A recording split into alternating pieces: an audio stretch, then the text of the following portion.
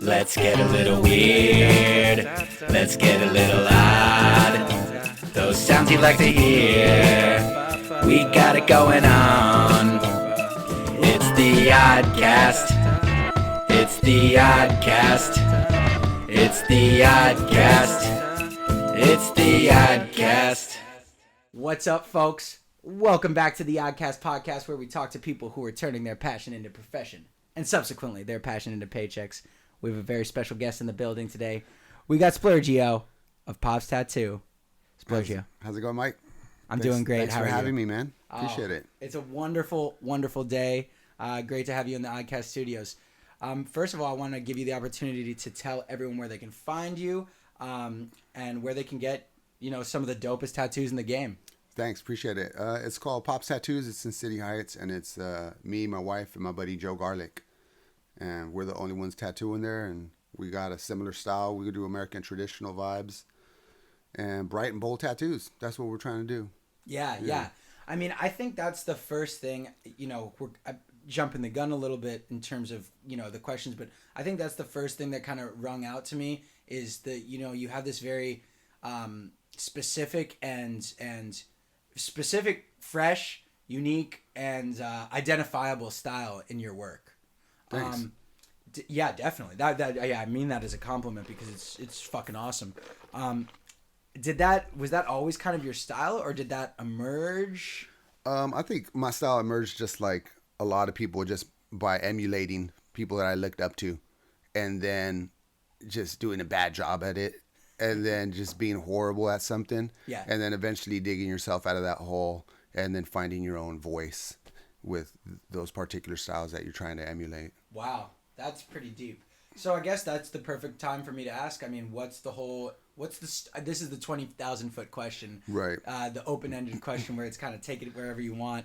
How did this all start? What's the inception of Splurgeo? What's the inception of, giving people really like dope pieces of art to take with them for the rest of their life? Yeah, I mean, the tattoo thing happened initially. Like, my goal was to be like a gallery artist, to sell paintings through galleries and stuff like that. That was my initial goal, because I used to go to a lot of art museums when I was younger, and that was like really influential to me. I was curious what makes something powerful enough for it to stand the test of time, for a piece of art to outlive an artist, and I don't know what's important about that, And so, yeah, my initial goal was to do gallery stuff. And then eventually someone offered to teach me how to tattoo. And my buddy, Jesse Mercado, he introduced me to tattooing. I worked with him for a couple years. And then eventually I went to 7 Seas. And that's where I started to do more learning how to do better American traditional style tattoos, Mm-hmm. Yeah. And what is exactly kind of American traditional? Well, I mean, it could be described a lot of different ways, but for me, it's to have a bold outline and then have good black shading. Oh, okay. Yeah, because over time, that's the only thing that's going to really survive and age well.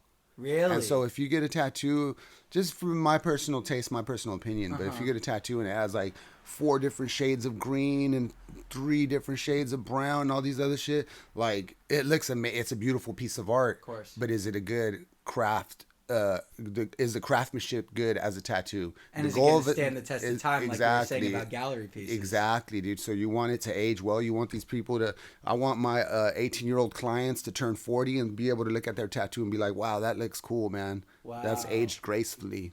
That's something that, outside of the world, I never would have known. That's really interesting. I never thought about, the aging of tattoos because, like you said, there are completely beautiful pieces of work that, for whatever reason, like you said, having 27 shades of a similar color all layered up on each other looks great at the time. But, yeah, like you said, 20 years down the line, you might need to get that touched up. And at that point, is it even possible? Nah, I think it's just going to be a mess. It's going to be something you want to get gone over or something like that, Yeah, that's really cool. So, you said you were at, what was it, 7 Dragons? Oh, I was at 7 Seas. 7 Seas. Yeah. So that's I didn't start tattooing until I was 25. And so Wow. that's usually people start a lot younger and people are passionate about tattooing and they're getting tattooed at 16.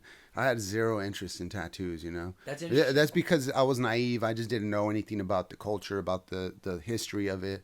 I just, you know, I was just a dumb 20-year-old kid, you know. I didn't And then know your time at 7C's just totally 180'd that for you? Yeah, well, when I was at Concrete Jungle at my apprenticeship, I learned how to like do walk-in tattoos and deal with regular type of people, you know what I'm saying? Like so it was just black and gray crosses and weird cloud stuff, all types of cool stuff like that. But you really learn how to like talk to customers in that environment. And how then important is that? For me, that's my whole game, dude. Like that's my whole thing is being to empathize with people, you know, and being able to listen to their ideas and not make less of their ideas, like respect their ideas. Would you say that's sort of, I mean, you know, big shouts out to Stevie Ortega. Would you say that's sort of like the barbershop mentality in a way? Yeah. I mean, you got to be able to listen to people and actually give a shit, you know? Yeah. And a lot of times people don't think that's part of the equation, but for me, that's the biggest part of the equation. And I think that's why so many of our customers come back because I mean, that's just like the whole approach, you know, giving a shit about the customers and not just like, oh, let me figure out a way to take their money and then kick them out. You know, for me, I want them to respect the, what we're trying to do. And then I want them to what's the word? Like trust. Yeah. To trust us, you know, and believe in what we're doing it's there. Like building, I mean, it's like building a family. I mean, essentially, I know that sounds corny, but sometimes the corniest things are the truest. I mean, I think I try to do that with the podcast guests. Like, you know, it's building a network, it's building a family, it's building, you know, a group of cool people who we all, you know, link together, and we're kind of trying to do the same thing. So, I mean, I definitely, I like that. I mean, you know, even you talking about it, I feel like people are, like, they get a tattoo and they're like, dude, I got this dope tattoo, but it also reminds me of, you know, the conversation I had with Splurgeo while we were in there. Or I got to, you know, like talk about, I got some stuff off my chest, you know, where I wasn't able to do that, but for going into the tattoo parlor. So, I've tattooed, big. Oh man, I've had the craziest conversations, and I've tattooed people that have been through some of the most extreme experiences that I've ever heard, man. Stuff that I just met these people and they're telling me that they sliced someone's face open with a fucking machete. Wow. Yeah, they had to run from the cops. I've had people that have been involved with, you know, drug cartels in Mexico. I've had, the list goes on and on. I mean, I've tattooed people that know people that threw other people off of buildings, and I just hear the craziest shit, dude, all the time, man. You know, and I never judge anybody, man. You know, I never judge anyone, and I always have a love for everyone, no matter what types of crimes they've committed or what type of crazy shit they've done.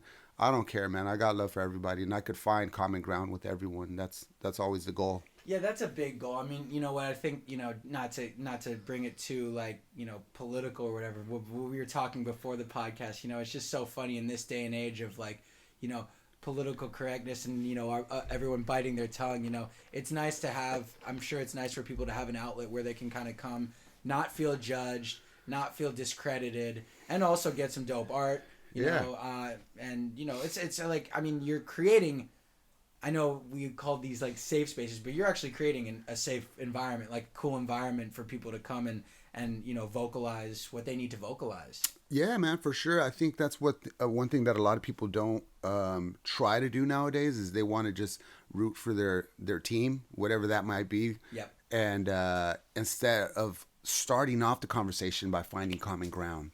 Yeah. And if we're able to do that, then we could start talking about other things. But you know, I think that's lacking in the culture today, you know. Yeah. I completely outside agree. of tattooing, just in general. Yeah, you know? It does. It's, you know, becomes the name calling before we even get to the specificity of, you know, why you believe what you believe, or, you know, we have to realize, again, you know, the corny lines are often the truest. We have to realize that, you know, we're all human beings, and if the world, you know, explodes tomorrow, it's not going to be better for Republicans or Democrats or men or women. It's going to be screwed up for all of us. Yeah, 100%. And if the world's better tomorrow, it's going to be better for most people. So we gotta, like you said, focus on that common ground and then build from there, hopefully, to try and like attack the issues. Not attack the issues, but, you know, talk about them and figure out what might be the best solution, or what are some of the different approaches to whatever problems we have in society, you know. Yeah. But I grew up very well, I've always been like consider myself a very spiritual person, you know,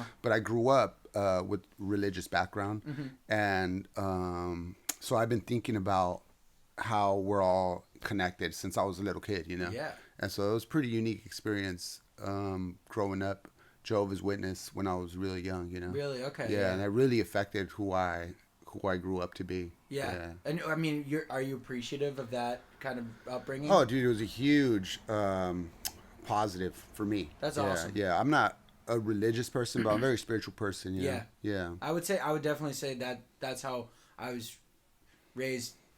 You know, I was baptized and bar mitzvahed, actually. Funny enough. Really? Yeah. Nice. Congratulations.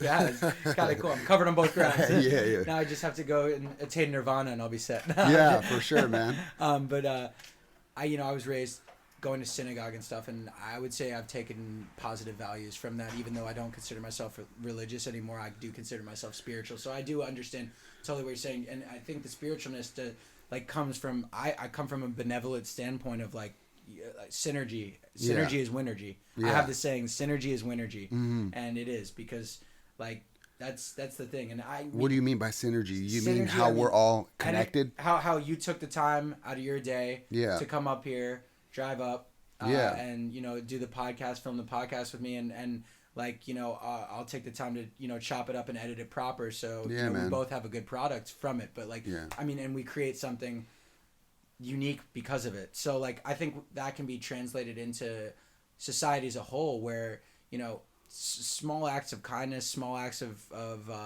acceptance and consideration can really like move us forward in a lot of ways, whether it's holding the door for someone or saying please and thank you, having some manners. I mean, I'm a very big like, if I didn't hold the door, yeah. Sure. Oh, dude, for sure, man. And then people forgot how to like have conversations or make eye contact with people or be in a public place and actually like if you try to interact with someone in a public place, they'll think you're insane. It'll be like this.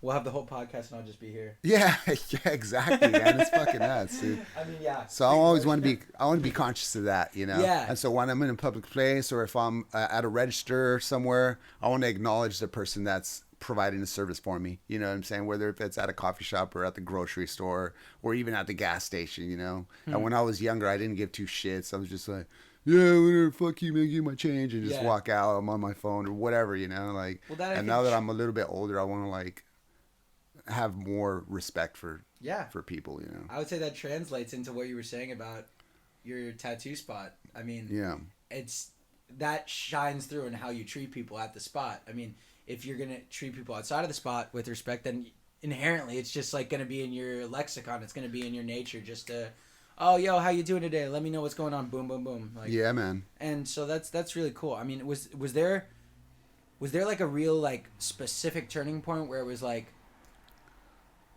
no more gallery stuff, or I don't want to say no more gallery stuff, but like a pivot from the gallery stuff to the tattoo? Was there a specific turning point, or was it kind of gradual? You know what? It's I still am interested in doing art exhibits and stuff like that. Yeah. But I do consider like knowing about art history. I do consider the tattoo shop an installation. Yeah. As funny as that sounds, and as like cheesy as that might sound, and that's fine, but like on some conceptual shit, to me that's my installation. It keeps evolving and changing, and you could walk in there and you're surrounded by original artwork, you know, and not just that, but you're surrounded by me, Jane, and Joe's vibe.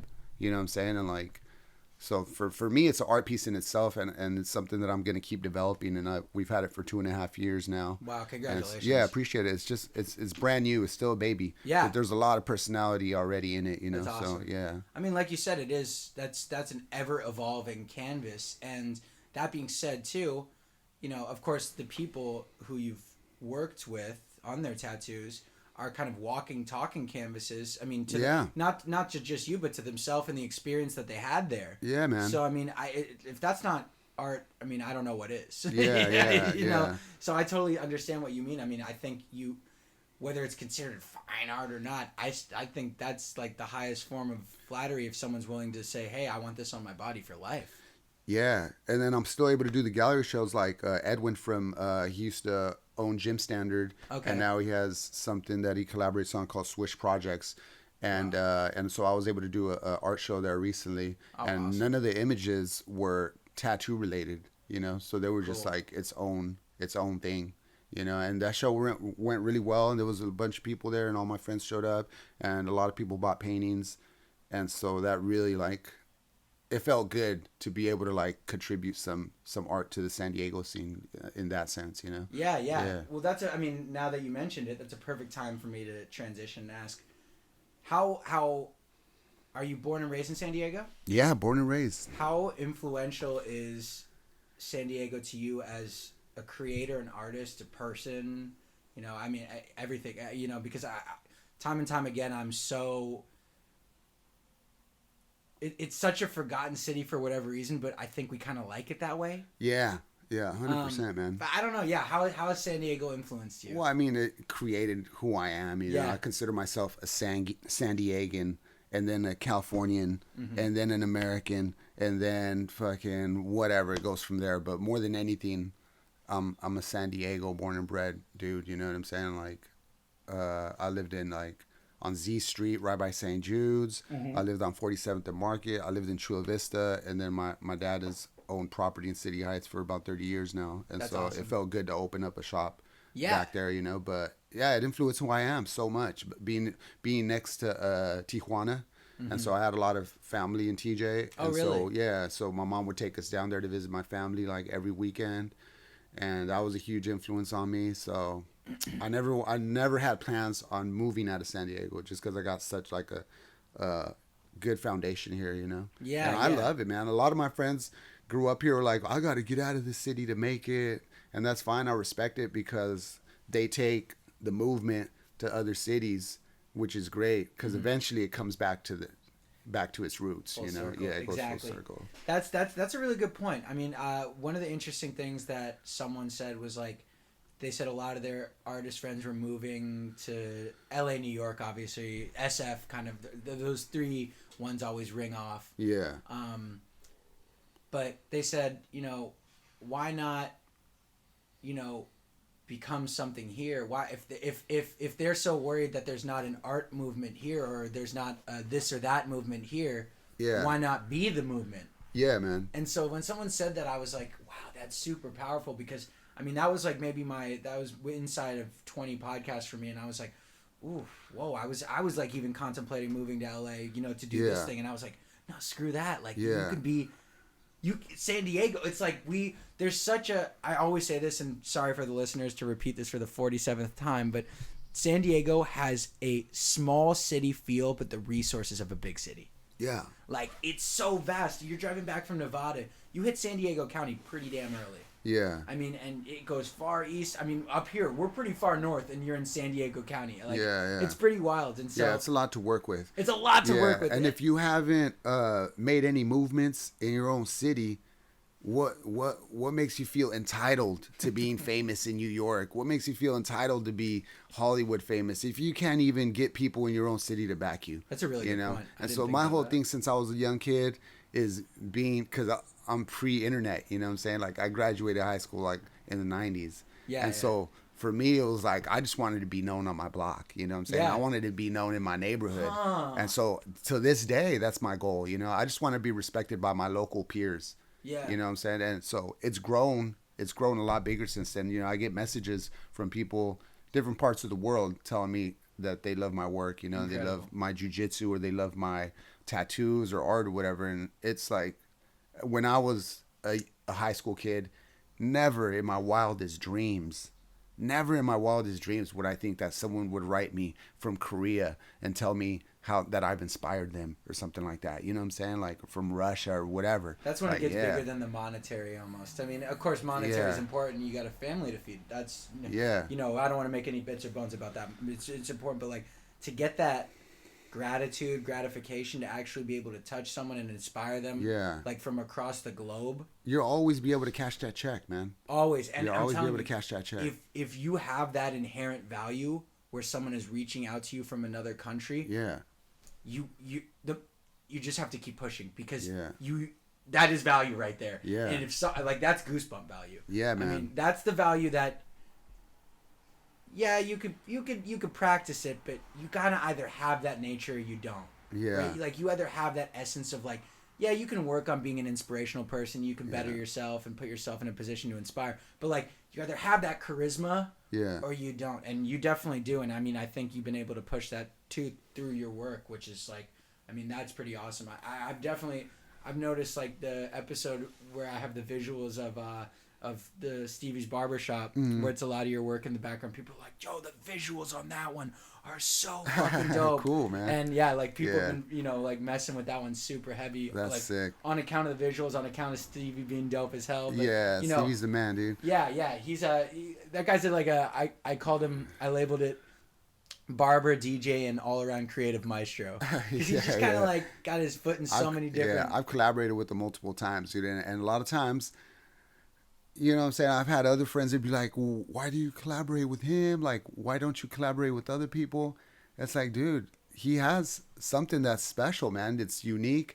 And there's a small group of people that have that energy. It's like that positive energy and that creative energy. And some people are great artists, but they don't have that fucking fire, you know? They don't have, like, I'm not around them, and I'm around Stevie and I get hyped up, you know? I could have a long day and I'm tired and I see my homie, dude, and I get amped. Like, I'm like, yo, let's work on some shit. Let's go do something, dude, because he got that energy. And that's something that, like, not everyone has, you know what I'm saying? And for me, I'm striving for that, to be around that type of energy and to be that type of energy for other people. Yeah. You know? You are who you surround yourself with, yeah, right? Man. Yeah. I mean, that's definitely true. I definitely wanted to touch on that. Like, so you said you work with your wife, correct? Yeah, Jane Lee. How is that?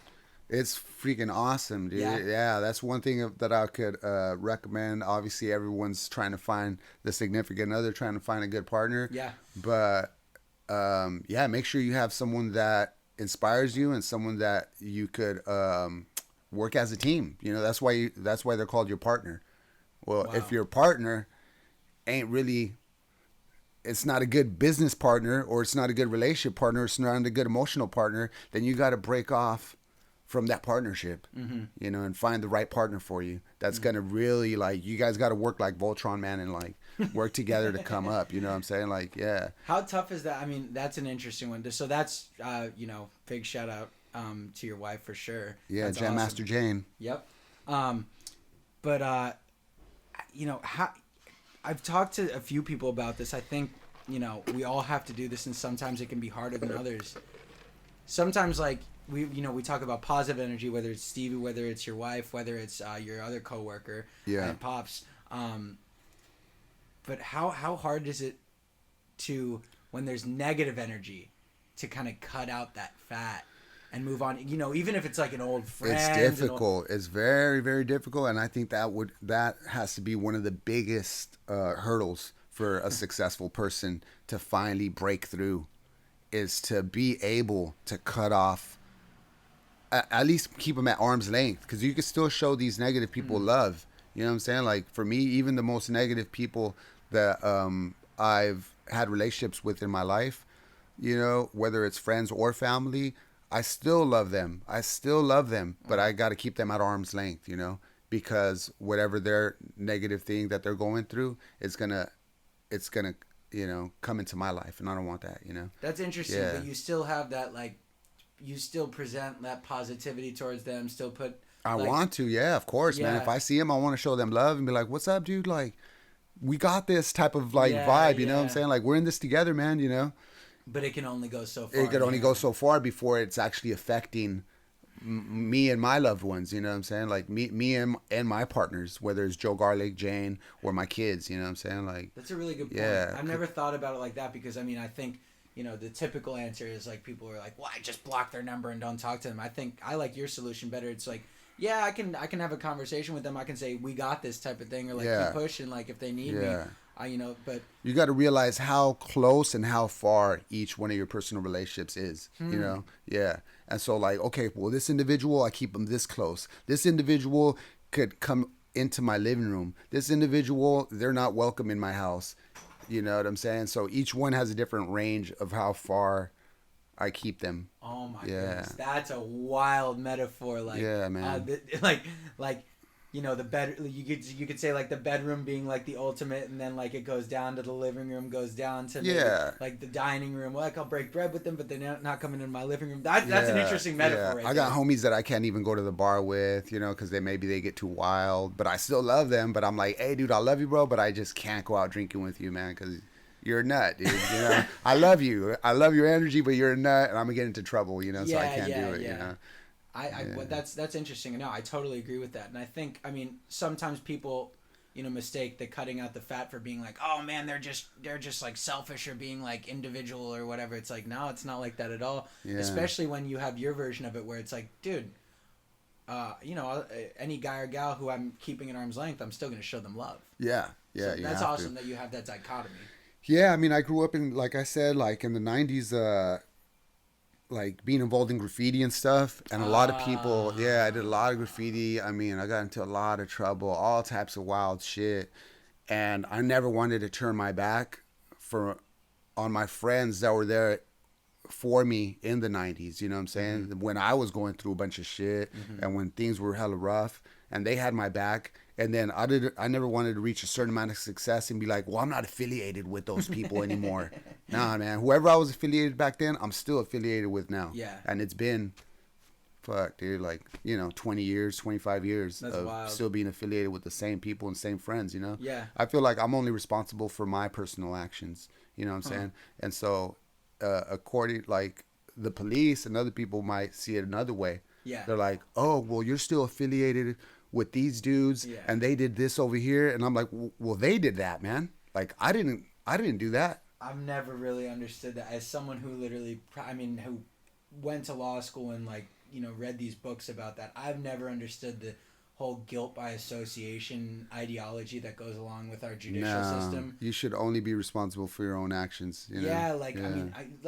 I mean, just to bring one that everyone in San Diego will know about, like the fact that like Mitchie Slick can't hang in certain neighborhoods. Yeah. It's like, what the F? Like, that's bullshit. Like, I mean, like, dude, that's inherently, what if Mitchie Slick wanted to go to a neighborhood and like run like a huge like give back organization charity or something? You didn't even do that, maybe, like, you know? Can't, like, because of a gang injunction or whatever. It's like, that's fucked up. Yeah, it's like, that's basically telling someone that they can never like change, they can never go back and do good in their neighborhood. And especially if that's your whole life. You grew up in this neighborhood and you know all these people and you can never go back to your own home. That's fucking bullshit. That's, you know bullshit. What I'm saying? Yeah. That's I'm sure it came out of good intentions at some point, the people that were trying to formulate these laws and stuff. But it's just not good. It's not practical. Yeah. And you're putting more people in jail that should be in jail. You That's one of those ones too where, you know, you hear it and you have to inherently think that, I mean, again, not to make a meal out of it, but that's one that disproportionately affects minorities. Oh, I mean, for sure. Course. So that's another bullshit aspect of it. Like, yeah, man. It's like that law was designed by, you know, some old white dude in Washington, probably not fully understanding what he was doing. But yeah, I mean, I you know, that's definitely an interesting one. I would say, I mean, gosh, I definitely, what we got to do is we got to show some people, like, I'd love to like display some of your work, like in a box right there. So cool. So we'll do some of that. Yeah. But, you know, I definitely want to ask, you know, more about kind of just like the tattooing process in general. Like how, so like, you know, just take us through, like, I come into the shop. Yeah. And I know this is a lot of it's going to hinge on, do most people have a specific idea, or are most people going to be like, yo, Splurge, I need some help. Like, take me through what you can do. Let me see some work you've done. Or are most people going to have a definitive idea? Well, because of Instagram, people already have an idea of what they want, and they get to see what they want. And so that's something kind of new. Before, it would be people that never looked at Instagram, and they just coming in, and they want to see your portfolio. We don't even have portfolios at the shop. It's kind of embarrassing, but I'm like, it's all hand-painted flash inside of the wall. So when they're like, well, could I see some of your work? And I'm like, well, it's going to look just like what you see on the wall, man. Yeah. You know? Yeah, because we got like over 2,000 hand-painted designs on the wall. 2,000? Yeah, that we painted. This is like a menu. This is a menu.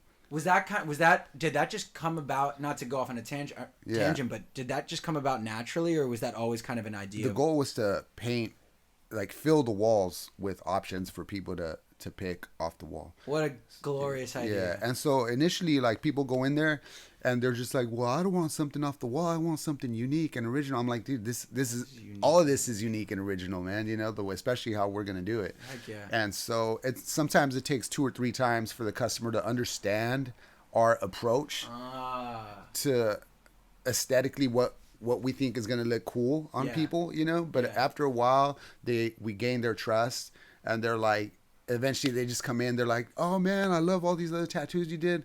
I'm just gonna look around and pick something off the wall. Dope. And that's like that's been the goal since we opened up the shop, you know. And so finally we're getting to that point where I don't think I've ever heard of that brand's design before, like for anything. Yeah. Any product. I don't think I've ever heard that. Yeah, and so it's pretty exciting, man. Especially we got such a young client base, you know, and so we're planning on growing with these people, you know. So a good percentage of our customers are like between 18 and 25, you know. So these, in my eyes, they're really young people. Yes. You know, and and if they're happy with the work, that's a potential that's return potentially client. 20 years worth of customer, you know. Wow. Yeah, and so that's the goal. Wow. Yeah. Wow. I mean, I guess, I always try to ask this one to creators and creatives, because I think a lot of people look at, whether it be a podcast or whether it be a tattoo artist, they go, oh, these cats wake up at, like 1 p.m., work for a couple hours, make a couple $100 and then just go and get, faded or whatever. And it's like, no, it's not. It's, if anything, if you're chasing your passion, you tend to work harder than a 9 to 5. You tend to put in more hours than a 9 to 5. Can you speak to like the business aspect of, not too nitty gritty, but like, how is it like managing also the business behind it? Well, like I was talking about partners, Jane's like helped out so much in opening the business, and she's like really good about managing stuff. And I'm like a space cadet, you know what I'm saying? I'm just like the creative guy. Yeah. And so that's been about assembling the proper team in order to yes, exactly. You got to have the right, you got to understand what qualities you're not the best at. You got to know what you don't know. Yeah, exactly. That's a good way of putting it. And that's what a lot of people don't understand. And if they don't audit their own like skills. The most dangerous person in the room is the man or woman who has all the answers. It's not good, man. And so like, and I've dealt with people like that, and I just can't work with them. I'm like, dude, I can't work with you, bro. Like, you think you know everything and you're horrible, but for me, I want to constantly like, I get pats on the back all day through Instagram, like, great job, killer, blah, blah, blah. Really? But, and, just like Instagram comments are just positive reinforcement, so no one, it's just kind of not polite to go on there. I think you should have added more black to that. No one's going to do that for you, dude. And so you got to like take all these compliments and, appreciate them. But at the same time, you're going to be in charge of auditing your own work. Wow. Because no one else is going to do that for you unless you beg someone to do that, man. Because I see shit all the time, and it's my homies, and I'm just like, dude, you could have done this or you could have done that, but that's just my opinion, But you got to constantly question yourself and try to get better at it, Yeah, I couldn't agree more. I mean, I think even your best work. Yeah, you even said your best work. You've been in the art game now for what? I mean, altogether, what? I mean, I started doing graffiti in '96. I don't know if that's considered the art game, but dude, theoretically, I mean, we're talking 20 plus years, and like, dude, you're still like in a position where you're like, I'm learning. Oh my goodness, I'm learning so much. To me, that's impressive, right? Yeah. To me, that shows that you're following what you're practicing what you preach, right? Yeah. I mean, the heck is going on out there? But yeah. I mean, I'm always constantly impressed on someone who has like, dude, I see your work and I'm like, holy crap, this fool is a master, and you're telling me right now, it's like, dude, I'm learning a shitload every day. Oh man, I go home every night after a long day's work, and me and Jane sit down and we look at the tattoos that we did, and we're like, what could have done this better? And I'm like, well, check this out. What I did here, I kind of fucked that up because of this or that. You know what I mean? And just every day, we're going over that type of stuff. Yeah. That's pretty powerful. I don't think a lot of people do that. No. Everyone finishes their work and they're just like, hell yeah, I fucking killed it. And then they don't ever think like, well, what could have you potentially done better, you know? That's crazy. And I never want to not be that way. I always want to keep trying to like. Are you a perfectionist, would you say, a bit? No. Really? So No, so does dude. it doesn't like, does sometimes it get in the way like of will you? It gets in the way because I want to be loose, man. I want my tattoos to have a certain amount of energy, and I want to like improvise as I'm tattooing, and I want to just like have fun with it because I feel like it shines through.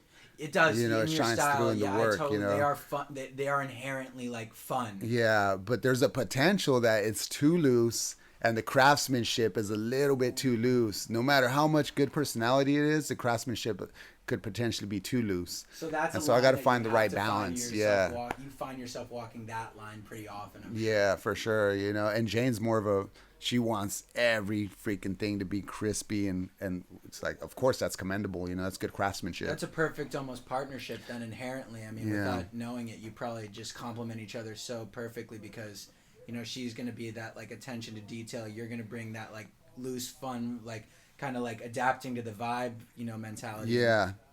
That's a match made in heaven. Yeah, and I've been drawing more tattoos on people, and that's a lot of fun as well, you know. When you say drawing, what does that mean? Usually you have like a stencil, which is kind of like a sticker that you put on, and it's kind of a guide, and you just trace that guide. Is that the like 99%? Yeah, of course. Okay. Yeah, and then when you draw something, you just take a marker, draw on the skin, and then you just tattoo based on the drawing. But when you draw on, you could kind of like adjust the shape of the composition to fit that part of the body a little bit better, you know. Okay, that's funny. You answered my next question. I was gonna say like, do you adjust based on like, you know, someone's, you know, super muscly versus super, you know, I'm lightweight Mike, you know? Yeah, man. I like the chubby chubs, dude. They got the best like flat skin and stuff. Really? Like I got homies that are like ripped, and I got a tattoo across abs, 6-pack abs and stuff like that, and it's like, dude, you got way too many muscles, dude. You need to like eat some burgers and shit. Gain a few pounds and come back and see me at Pops. Yeah. Oh my gosh, that's hilarious. Yeah, man. I mean, these are like the intricacies that I love asking because, you know, I'm actually still a blank canvas. I'm one of those weird people who never got anything. That's cool. And dude, I'd get a San Diego Padres tattoo, man. That would be dope. Well, That'd be especially cool. now that we're kind of back in the fold, you know. I heard. I haven't been keeping up with baseball, but I heard they're doing pretty good, right? We're like we have They like got a good 500 record, which Yeah. I mean, pretty darn good for us. Tatis Jr. has been fucking killing it, bro. What position does he play? He's a shortstop. He's a rookie.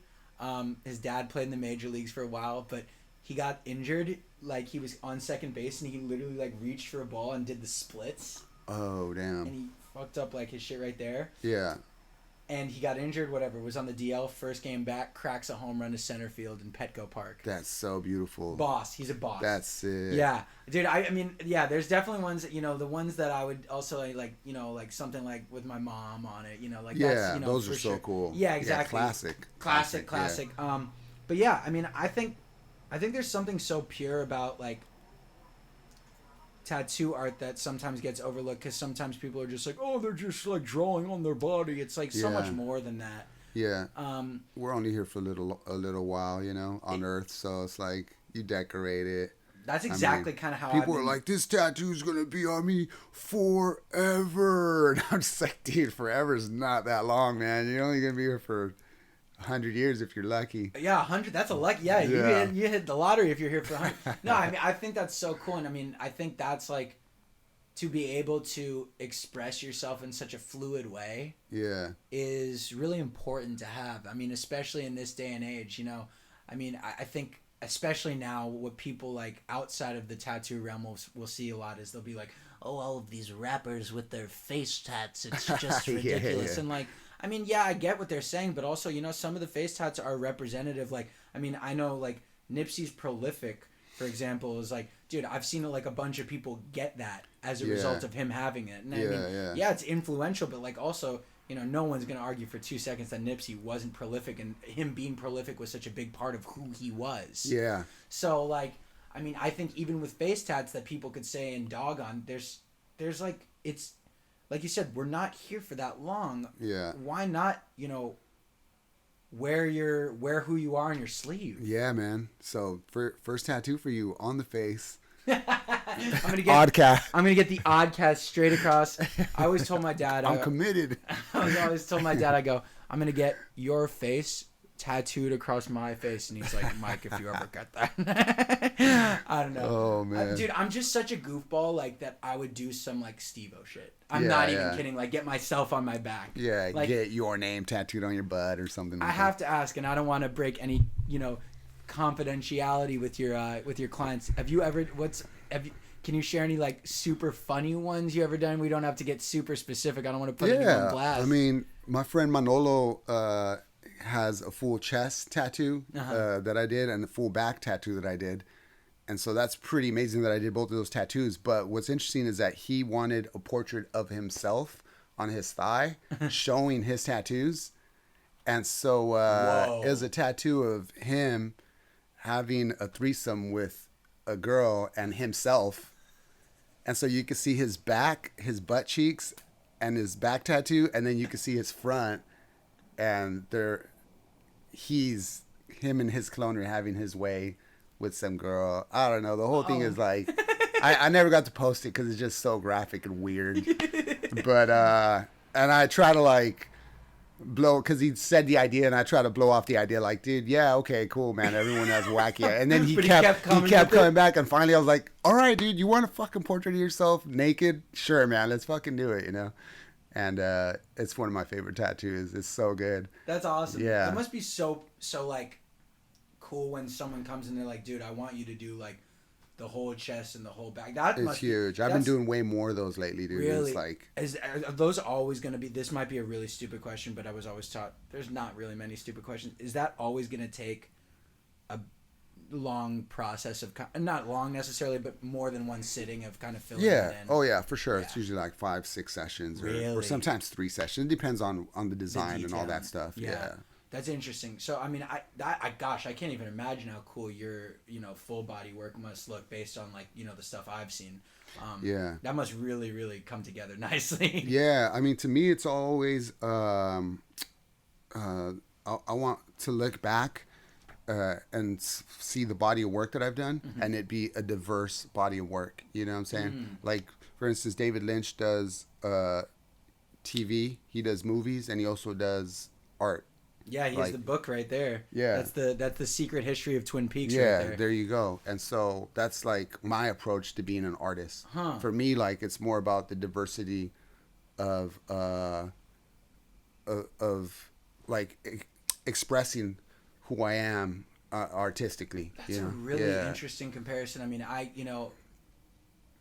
always, me and one of my buddies who helps out with the podcast, shout out to D West, always talk about how Twin Peaks is, and Lynch himself is like, you can't really describe what that show is or what genre that show is. Yeah. Right? It literally has elements of comedy. It has elements of satire. It has elements of horror. It has elements of thriller, action, cop drama, love story. I love that show. Yeah, it continues. And I feel like that's, I mean, goodness, that's a really powerful comparison, like that you're Lynchian with your tattoos. Yeah. I mean, that you're kind of like so thoughtful and mindful that even now you're saying, you know what, I'm going to be able to, however long, you're in the game. Yeah.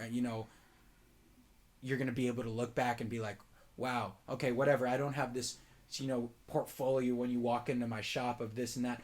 No, I have 2,000, which is going to grow, I'm sure, to 5,000, things around the shop. Or I have however many clients that I can, hit up, be like, hey, do you mind sending me a pic? Someone wants to, whoop-de-wop. And that must be so cool to build it. And the Lynchian comparison, I really, really love that. I really think you have that going, by the way.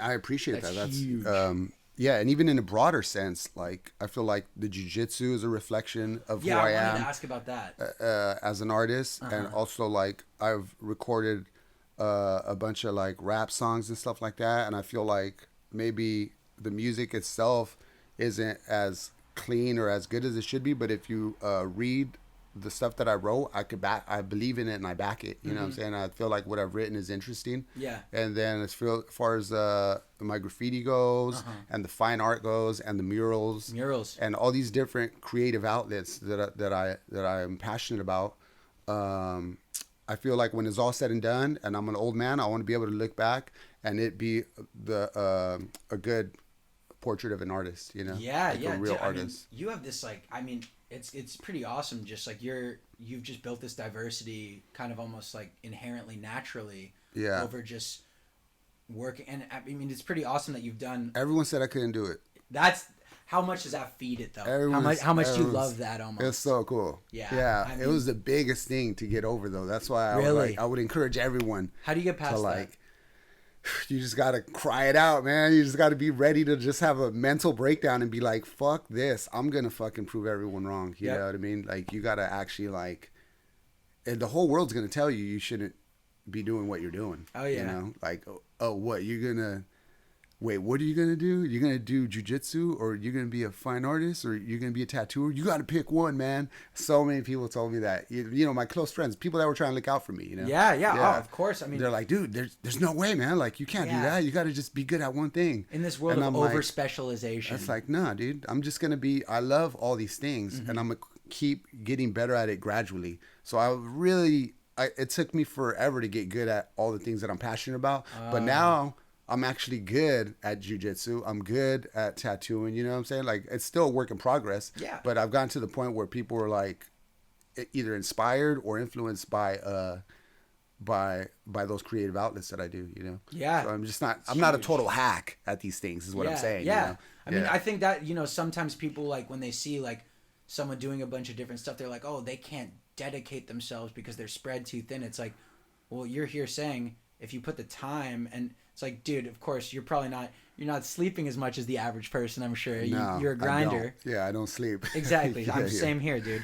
But like, I just went through a very similar experience in that when I was starting out the podcast, people were like, you have to pick a subject of what it's going to be about. And I was like, you know what, that's fair, and I totally respect that, but all my favorite podcasts, they're really not about a specific subject. Yeah. Right? They're, like, first of all, I mean, what I wanted this to be is a guest-driven show, which is why I'm seriously, and I'm not saying this because I don't feel it.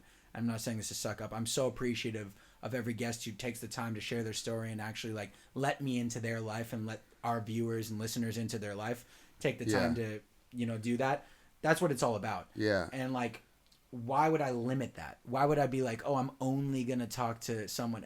That's why the passion to paychecks thing is kind of, it's all about people with passion. Yeah. That's it. That's it. And inherently then I can have, you know, anyone on. So, I mean, I totally respect where you're coming from with that. Whereas, like, you know, you have so many different outlets also, too, that can inspire you. Yeah. You can be like, oh, man, like, I'm not feeling, you know, whatever from music today. I can reach out and, you know, maybe take something from the practicing of jiu-jitsu to inspire me. Yeah. I mean, I got to get into jiu-jitsu, man. I feel like that's fun. It's so good, dude. It's such like a physical but mental exhaustion too, of like understanding like leverage and patience. And it's your own body. It's like you're only here for a little bit of time, at least at the very at least understand the skin that you're in. You know what I'm saying? Understand your physical body. Mm-hmm. You don't even understand your own physical body, but you're interested in everything else in the world. That's like, how does your own physical body work? You know what I'm saying?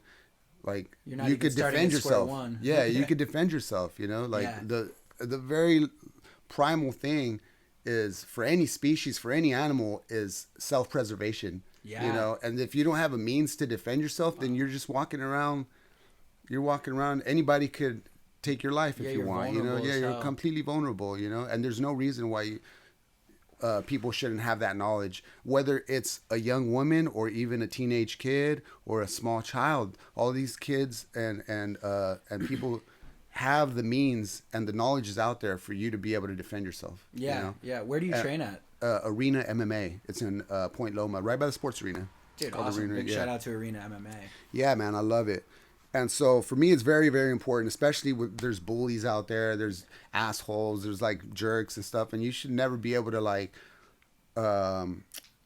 you should never feel vulnerable, and you should never feel that you're not safe. You know, everyone should feel safe. I walk around this world feeling safe. You know? Yeah, because I mean, like I could defend myself. Yeah, exactly. Because like bullies, that's gonna like, you know, it could dictate your actions, right? It could like, if you don't know how to defend yourself, they could put pressure on you that would dictate your actions and, you know, manifest in a way that you don't want to act. Yeah. Like you know, like you're scared to do something because there's a bully there, and like no one should live that life. Or what if you're with your parents and then someone's trying to hurt your parents? Or what if you're with your significant other and someone's trying to hurt your significant other, or slaps your lady across the head, and you don't even have the means to be able to like step in and protect your child or your partner or your grandparents or parents? That's insane, you know? That's a really good For me, I don't want to walk around with the knife. I used to walk around with the giant fucking knife, like straight up Rambo knife, dude.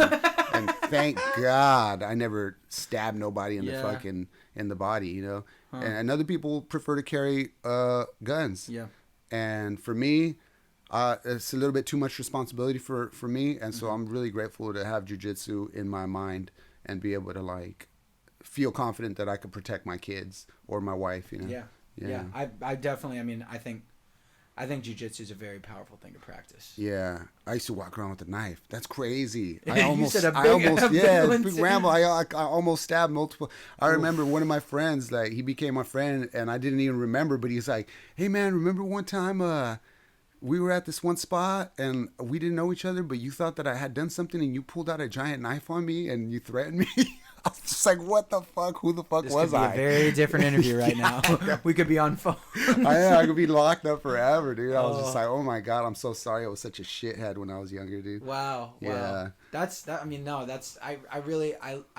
I've never heard that specific take on jiu-jitsu, and I really do agree with it. I have to admit. I mean, it's not like we're out here looking to fight people, but it's like there's so many people who are. There's predators out there, dude, that are just waiting. Yeah, even like a goofy road rager or something like that. Of course. That happens all the time. Yeah, someone followed my dad home the other day, and my dad's like the nicest guy, drives like 60 and 65s, like seriously, and something like if someone's following him home, then whoosh. Yeah, for sure. That's so crazy. There's people that have road rage, and they'll actually like try to hurt you, you know? Yeah, exactly. Man, that sucks. I don't engage. Yeah. Well, dude, I'm seeing right now, dude, we've run the gamut on a lot of good subjects. What I want to always do is I always like to leave the floor open. I want to give you the opportunity to give some shout outs. I want you to tell everyone again where they can find you, how they can contact you, how they can get some work done, and then leave it open. I mean, we should do this again. This was really fun. Man, I appreciate it. Yeah, I mean, I guess all I would like to say is that for all the artists out there and people that want to turn their passion into a paycheck, to just be able to stare at your parents or at God right in the eye and tell them, I'm going to pursue this whether you like it or not. Wow. You know, and as soon as you're able to jump that hurdle, then you're going to be on your way to success, you know? That's like because that's like taking ownership of it, huh? Yeah, a lot of people stop themselves because they're like, well, what are my parents going to think? Or a lot of people stop and say, well, what's God going to think? You know? But you got to be able to stare at those people in the eye and just move forward. That's interesting. You know what? I thought when you first started it off, I thought you were going to say stare yourself in the mirror, but you're right. It is like, because I mean, as people, we are trying to live up to other people's expectations, parents, God. Seriously, those are probably two of the most major ones. Yeah. And like, if you can look at the people who you were trying to live up to expectations or impress and go against what they're saying. Exactly, because then like what it will become is like you say, I'm going to do this, I'm going to be successful, and then when you turn it full circle and become successful and manifest it, they're like, wow, you were right. They'll be like, you were right. Yeah, my parents are like that, you know. And I'm sure, like, in a certain unique sense, they're like, dang, like, we created a unique, like, very unique kid who is like able to like manifest that. Yeah. Because it's they're always going to forgive you. Yes, exactly. They're always going to forgive you. Exactly. And it's like, I think a lot of times, the passion to paychecks thing, it's like people look at it as so unattainable. And yes, it is if you don't work hard, of course. Like, you're not going to get any of your success by not working hard. Yeah. It's going to be long hours, late nights, risks taken. Yeah. But you get in where you fit in, and you surround yourself with good people and grind your ass off and make it happen. And focus on the craft. A lot of times when people think paycheck, they think like, oh shit, I need to be rich.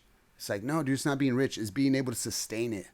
Yeah, it's being able to sustain it just to feed the beast. You know what I'm saying? The beast. Yeah, and so keep the machine going, dude, and then just like don't focus on like the fancy car that you want to be driving. Focus on just getting good at your craft, and the money's gonna come on its own. That's deep. Yeah. That's deep. Well, thanks so much, dude. Thanks for having me, man. I appreciate your time. Splurgeo in the building. Everyone, Pop's Tattoo Shop. Follow him at Splurgeo on Instagram. I'm going to put it across the screen for y'all. This has been a great episode, and I really do appreciate everyone for tuning in to the ODDCAST, where we talk about people who are turning their passion into profession and subsequently their passion into paychecks. Splurgeo, thank you so much. Thanks. Guys, love, peace, and chicken grease.